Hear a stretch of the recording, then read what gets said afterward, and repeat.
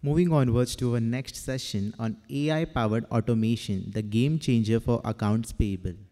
Our thought leader, Mr. Animesh Samuel, CEO and co founder at E42. Mr. Samuel, with over 23 years in technology, specializes in product and marketing. Passionate about AI solutions, he advocates for intelligent automation, NLP, and ML. An industry recognized expert, he founded KAPS International LLC and serves on the board of Adventures Beyond Barriers Foundation. Yeah, very good afternoon, everybody. Can you hear me?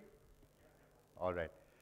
So yeah, as you saw and as you heard, I don't know anything about finance, and I wonder what I'm doing here in between amidst all you finance people.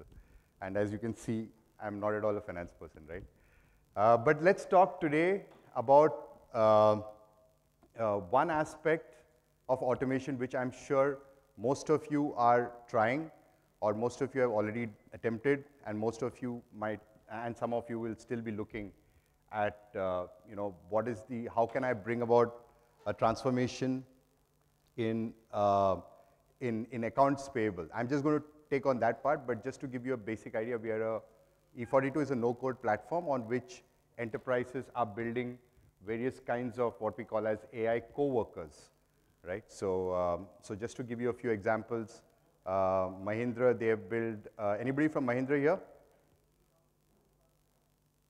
Nobody from Mahindra? Okay. So Mahindra has got an AI worker called Genie, which their CIO Mohit Kapoor talks about as one of the key aspects of converting their employee journeys and optimizing that so that they could deliver the products in the middle of a pandemic, a product like the 700, etc. Right? And then Accenture, they built an AI recruiter on the platform. And a lot of companies like, that have built different kinds of AI workers using the platform. So today, given our common interest, we'll just stick to the finance part. And within that also, I'm just taken one small vertical of the accounts payable, right? So as per a Gartner report, this is what people within finance or CFOs today are facing or they're trying to drive, right? And if I may have a show of hands, just so that we are on the same page with Gartner, let's see if that is right. It says that 45% actually implemented RPA within your finance processes. Is that right? How many of you have implemented RPA solutions? It's about 10% here. Okay. So globally, it's around 45%. I'm sure more of you have, but I know that some people are hesitant to raise their hands because they can feel the pain of RPA as well, right? When it comes to the real picture. It was supposed to be a silver bullet to automate all these repeated tasks and processes, right? Then there is the part where there is routine business decision automation, right? So where there are steps defined, yes, no, and then you can take it to the next level. Like for example, if this PO, if this invoice requires, I'm just going to try and stick to examples within AP and they might not be right. So please feel free to raise your hands and correct me when I'm wrong, or just stand up and correct me. So, so you have the routine business decision automations also. Basically, these are yes, no based. So if an invoice comes in, if the value is beyond a certain amount, or if it's from a certain category of vendors, it needs to go to, it needs to go through a process, right? So there again, we are seeing that a lot of you are, around 15% would be pursuing that. But what we're here to talk about more importantly today is hyper automation, right? So within hyper automation, and this is when it gets down to the nuts and bolts, right? Within, like for example, within AP, if it gets, when you talk about hyper automation, it is how many have put systems in place that automatically converse with vendors, for example? Or how many of you have put systems in place that automatically process invoices end to end, right? Or that raise your invoices also, for that matter, from a account receivable point of view, right? So we'll just go into that aspect, and that says that already there is a very small portion out there of people that have actually done it. We do work with a lot of companies in the space. We're seeing the surge in demand for hyper-automation within finance. And just like we heard today is like, the CFO is nowadays, we see that they are the main drivers for digital transformation. And that is a very, normally you think of finance people as people with the numbers, who know their balance sheets, see where they're steering the company. But today we see that many of the CFOs are really very interested and are actually driving transformation, more than chief digital officers, because the CDOs come with a lot of experience and they know the previous technologies very well. But we find that the CFOs are able to see the magic in hyper-automation and they're actually driving it. And also, we also notice that once a CFO drives an automation within their own department, they're also big champions for a lot of automation across other departments as well, right? So we just, if we stick to today's topic, and we just talk about, again, this is another Gartner slide. So we just talk about what are the ecosystems of financial technologies within enterprises that are sort of already out there and that are taking, that are looking at growing over the next few years. They've categorized into three categories. One is the core platforms, right? The second is the innovative platforms, the new age platforms and new age technologies. And then there is the solutions where you have, the end-to-end kind of a solution that's offered. So within the core platform, within the innovative platforms, as E42 today, already with the E42, if you're doing any automation where any of your vendors are using E42, you might already be knowing that you have the power of natural language processing, artificial intelligence, generative AI, and a whole lot of other stuff that goes into these platforms, right? Then there are the core platforms when it talks about your functions. So you see that there's a lot of automation that a lot of our partners and clients are already, very actively pursuing in terms of your account payables, your account receivables, consolidation, and then also we also have, the end-to-end when it comes to, the entire solution package that's out there, whether it's procure to pay and all of those things, right? So these are the key areas that we see that enterprises today are very well focusing. And within finance, we see that, the pain is real, right? Because most of us have tried automation. It was supposed to, RPA was supposed to actually solve all these problems for us. We were spending a lot of time and effort with a lot of people trying to process these invoices when it comes to account payable. And it was human intensive. They were prone to errors. And we realized with one of our customers, one of the large, airline companies, aggregators, they realized once they implemented our systems that there was around a 6% pilferage in the payments that were going out, right? So in duplication and in, not being able to directly correlate the paid amount, the due amount to the actual paid amount, right? And when it comes to, then apart from that, there are also complex workflows, so where you have multiple invoices coming in a single, within a single. So you want your supplier to be really comfortable, right? You want your supplier to be really engaged in your success, because finally the products that you make will be, put together by parts, that come from different suppliers, and they are actually an extension of your company, right? And you cannot tell them every time or force them or arm twist them into sending an invoice in a particular manner, right? That's not the reality of it. You want them to be very, very focused on building what you want them to build so that you can make your product complete, right? The paperwork and all of this, you cannot actually, people try to do it, but it's not realistic.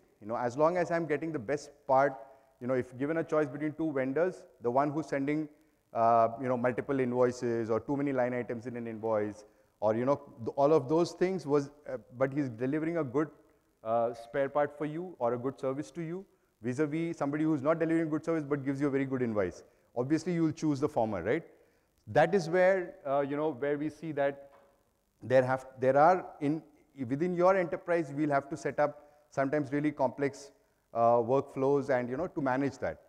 And the third aspect is, of course, like I said earlier also, we've tried our hands, we burnt our step with, with very brittle kind of technologies like RPAs, right? The thing about RPA is it's an XY coordinate game, which means that if I have a very correct template, if I get it in that format, I will be able to extract it, provided it's a trained template and it's repeated exactly the same way, I will be able to extract it and do that, right? Typically, enterprises, they get about anything between 20 and 42% of efficiency in processing this one part of the cycle, right? And that's where you need a technology that is scalable, which means that if the invoice comes in any format, without a human touch, you should be able to process that.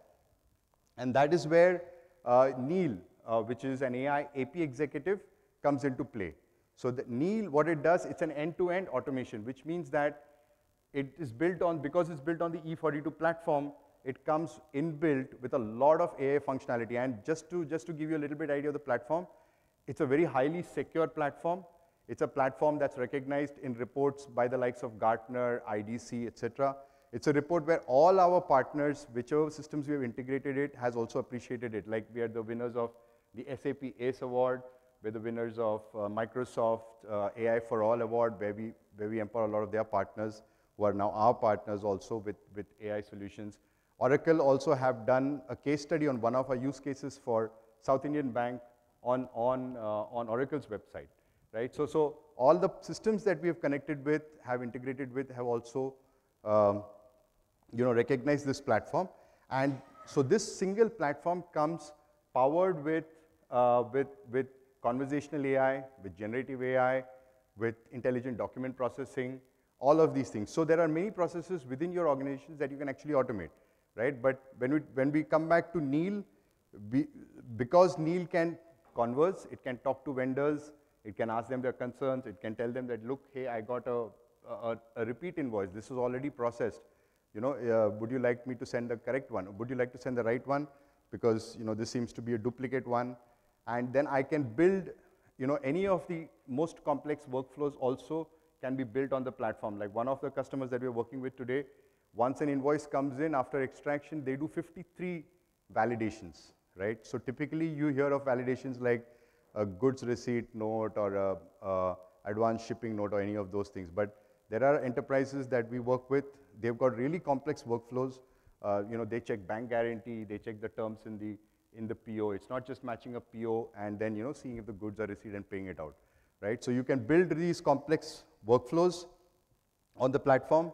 And of course, one of the key aspects of it is it's very accurate, right? So we've got a confidence score kind of a mechanism, which means that every output, so when we go live itself, the number that we want you to stress on if you're evaluating hyperautomation platforms is straight through processing, right? What that means is when an invoice hits your organization, whether it's through your portal or whether it's through your email or or any other, or in some cases even if it's a employee sending an invoice on WhatsApp or Microsoft Teams for claiming a reimbursement, from that moment on till the actual payout is made, how many humans do you put in the loop, right? So our assurance to you is that if it's built on E42 platform, you can get on day one at least 50% straight through processed, right? Which means right from the invoice coming in to payment. And if your process requires that some kind of invoices needs a human in the loop, then it can ping the human real time on any channel. It could be an email that we send out. Again, the platform, like I told you, it's got conversational AI, so it can connect to any system like your Teams or your email or any of these things and send out an approval because in that process, for that type of vendor, in that geography, you need a human to approve, let's say. So in that case also, it can do that. And the best part about it is the cost of ownership, right? To own any of the AI workers built on the E42 platform, we've done the pricing in such a way that the cost of one AI worker will be less than one human doing it, and it will take the work of at least 5 to 10 humans that are currently doing that job, right? So which means that the heavy lifting of those tasks can be done by the AI, which leaves your AP team to do more value-added tasks like meet with the vendors, find out how you can improve your supply chain, things that will get them excited to come to work, not just data entry from an invoice into another system, right? So that's the kind of solution, and I'm sure this graph, most of you, or this flow, most of you know like the back of your hand. So I will not go into this, but all I want to say is everything, like I said, from receiving your invoices all the way to the storing of the invoices after you make the payout. And if there is a human in the loop also, you can send it out in that process for approval. All of this is done by Neil, right? There is all of this is touchless. All of this is done by Neil. And the minute we go live on any of the implementations that we've gone live so far, we've got minimum 60, 62%. But our guarantee on paper is 50% on the day one. And that has gone up to 92, 93%, over a mature cycles. So, so just to rephrase what I just said about Neil, the AI AP executive, it's actually an AI, it's a out-of-the-box solution where everything, the authentication, did the email or did the vendor, is he our vendor, for example, and the extraction, the approvals, the validation, how many of validations are there, right, across, and whatever kind of validations that you have in your system that you're instructing your humans, you can exactly do the same with this. It can receive from any channel, and it will enter it, connect it with your whichever ERP you're using, right? And it will also store the actual physical copy in the right place, for audit purposes. And like I said, it can also connect with the payment gateway, so you can put rules, workflows for that also, which means that at the right time. But what does this mean? From a CFO point of view, this is great, right? It's a tactical win. You got better vendor experience, you got lower costs. But what we are seeing today is some of our customers who are more than 3 years in the system, they've gone ahead and done this. They've gone ahead and done the AR part also, right? Now, what we are seeing the emerging trend is actually by doing these two, they are building resiliency, right? Because they can predict cash flows to the dollar, even 3 months, 4 months ahead in advance, right? Not only that, because of this, they are able to actually, get the vendors to give it to them at better prices, because now I know I got a lot of cash in the bank. I can go back to my vendor and say, give me a discount because I'm going to pay you because I'm cash rich today. So I can pay you a little bit this, so can you give me another invoice with a discount, right? So they're able to get better rates. And one of the key aspects that we have seen with one of our customers, and that's an emerging trend now, is controlling that cash flow. If I can get, like, if you depending on your size of the company, just by getting the money in a day earlier also, and making the payment at the right time without compromising on your vendor experience, you are actually able to get, crores of surplus cash in your accounts, right? That is a huge thing. So it's not just a tactical win that I'm talking about here. What I'm talking about is when you got all of these, it's like if you take the human body, right? Why are we such a magnificent machine? Is because all the parts of our body have a central intelligence. But unfortunately, and enterprise also, and I'm sure you CFOs will be seeing it that way, you look at it like a being, like a living organism, right? So in that also, when you look at your systems, you realize they are all separate systems, right? So they're disparate systems, which means that the finance or the customer care is not giving insights to the finance. It's not giving insights to the product. It's not giving insights to marketing. But actually, if you go to see in real life, and what we are seeing early trends happening today, because we are a horizontal platform, we can actually see that firsthand, is that with, for example, a company out of Delhi itself, Tata Communications, they've built, anybody from Tata Com here? No? So, okay, so Tata has built a marketing analyst on our platform. And so Ronak was that time an executive in the marketing team. He built the marketing analyst on the E42 platform, and they won the Marketing Excellence Award in New York. So what that does is, basically, it goes through various sources on the net. When there is a new entry in their Salesforce, it goes through various sources on the net and prepares a whole report on that prospect, right? So this is one part. Then they also built a, on their website, they built a business development executive.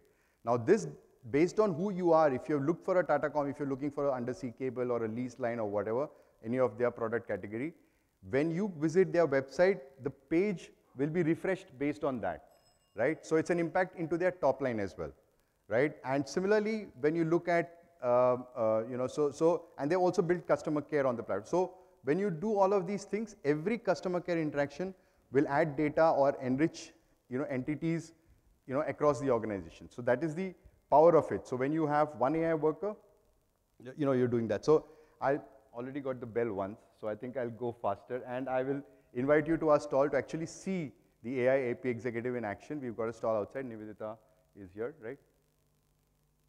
Is she here? Yeah. Okay, our team is outside. So you can meet with them, and then they can show you actually how that works. But it uses a lot, I mean, apart from all these benefits, I'm sure you would have understood the benefits. I won't cover that in detail. This is a demo which I would have loved to walk you through, but in this demo, what you will actually see is, any kind of invoices that come into your system, whether it is multiple invoices in one, whether it's duplicate, within 1 minute, how it entirely gets processed, whether it's upside down scanned invoice, or if it is, if it's a handwritten invoice, all of those things, you will see how the AI is able to process it end to end. And what makes us different, we've got all proprietary technology. It's all our own large language models or multimodal models that we have, right? It is built on top of, we were 6 years in R&D before we launched into the market, right? So we've got our own generative AI piece. Everything is this, so you don't have to ping the cloud, or you can host this entire solution on any cloud of your choice. So, and it's got superior capability in terms of intelligent character recognition, or documents it can read like you and I can read. So it uses visual cues. It doesn't use an RPA kind of a model where you pick from this portion of the text and push it to this motion. So you can do all of that in real time. So here are some case studies. Again, we work with large manufacturing companies. Today we are processing more than around, for this company today we are processing more than 2 lakh invoices every month. And out of that 90% is straight through processed, right? Then there is, one of the largest aluminum manufacturers also, for whom we've done the entire, from the GRN automation to the AP automation, both the things have been done and they're connected. And one of the largest e-commerce brands in furniture in the US, they were getting a 22% extraction capability, just one part of that entire process which I showed you, just the middle part of extraction. But now with us, they are getting almost 80% straight through processing. That means from the vendor communication to the payout, there is no human in the loop. And once we get started with AP, from a digital transformation, we kept using that word, right?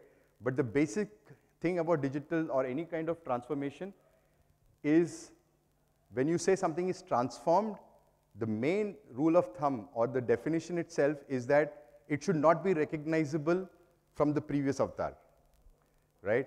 So now you go back to your digital officer and say, what are we transforming? We are enhancing, yes. We are making it slightly better, yes. Getting more efficiency, yes. But with AI, with an operator like Neil, there is actual transformation. The way you see invoices in your organization is going to be totally different with Neil, right? Later on, when you put maybe AR also into it, the way you do your financial close will be totally transformed. So these are these are some of the points I want to leave you with. And if you have any questions, I'll take questions, or anyway, I'm around, so, and my team is around, so we can also interact there. Did I make it in time? Okay. Thank you. Any questions? Thanks. Thank you. Thanks a lot, Mr. Animesh Samuel, for sharing your thoughts. I request you to be please on the dais. So to do the honors, I request Mr. Vikas Arora, EVP and Business Head of Supply Chain Finance at Shriram Finance Limited, to please join us. Can we have a huge round of applause for Mr. Animesh Samuel and Mr. Vikas Arora?